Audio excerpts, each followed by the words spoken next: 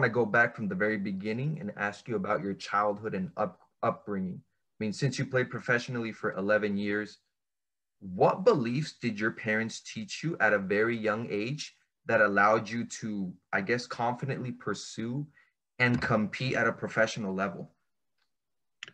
Yeah, my parents were both originally from working class backgrounds in Okay. an area in the UK, in Leeds, two sort of quite rough areas. My mother was from Irish heritage, Okay.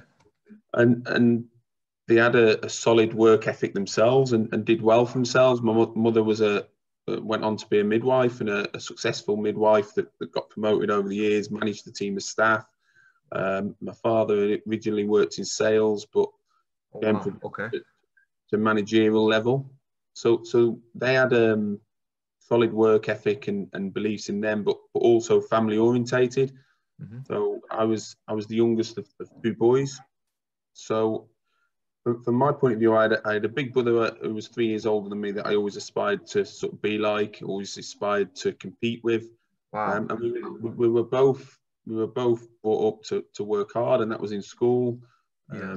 Do your best in school, work hard, and if you weren't doing well in something, but you were showing your application and dedication, you know that was Mm. kind of good enough for them. So them Wow. values Okay. were sort of instilled early on, and I think this stayed with me throughout my life. But they also taught me to sort of chase my dreams, really, and that was for Wow. myself Okay. and my brother. And I think that's important. I think particularly my father was probably quite into psychology, although it wouldn't have been worded as psychology from an early age, and maybe with that sort of his salesman type techniques. Wow. I think he was very big into, you know, if you believe in something, go chase your dreams, have no regrets, and if you believe in it and work hard, you know, don't be surprised if it sort of manifests itself. Wow. Okay. And that's very interesting that you said, because now, I mean, at least from my experience, I've heard and seen that parents are telling their players, hey, you can do anything you want. But when it really comes for the child to pursue their dreams, whether it's professional soccer, being a lawyer, starting a business, whatever it is, they're almost like told to, hey, I want you to stop doing that because I don't want to see you fail. Right. And so I think that what you said is super important. I mean, would you say then just the work ethic was like the main important thing that they instilled in you from your father and your mother? Or would you say there was another characteristic that helped you, I guess, along the way to not only be scared, but to, you know, say, hey, I'm all in into this. This is what I want. Yeah, I'd say the work ethic is a standout one. Okay. And again, Okay. I echo what I said previously in the fact that there was a thing of, you know, if you want something badly enough, go get it, Yep. and take control of your own destiny and go get what it is you want. But also they were very honest, Oh, um, wow. Okay. and and you know, I think in comparison to today's day and age, you'd certainly describe them as strict. You know, Mm.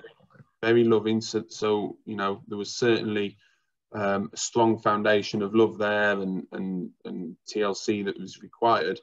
But I think that foundation meant that there could be some tough conversations, and you know, and even along the period, you know, I think we all kind of have this look back and rose tinted spectacles that we've always dedicated and worked everything that we could. But I'm sure if I look back on times when, you know, if ever there was periods where maybe the output in training or in games, etc., wasn't of the standard, the point back to the process and pick up on the times when maybe I was going to bed late, or maybe I wasn't Wow. doing as many reps on certain techniques as I Yeah. could, and to internalize that process. So again, you know, it's so easy to get caught up and blame other people Mm-hmm. and deal with things outside of your control. But from an early age, it was control the controllables.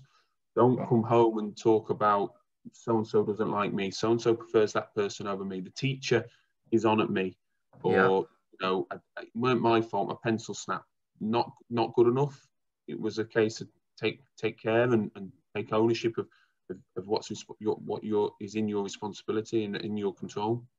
Yeah. So really at such a young age, you were taught to, hey, you know, almost start developing that no excuse mentality. Like, just because I think this, it may not be true, right? Maybe, like you said, you may feel like you're not good enough, but control what you can control, which is taking responsibility for your actions.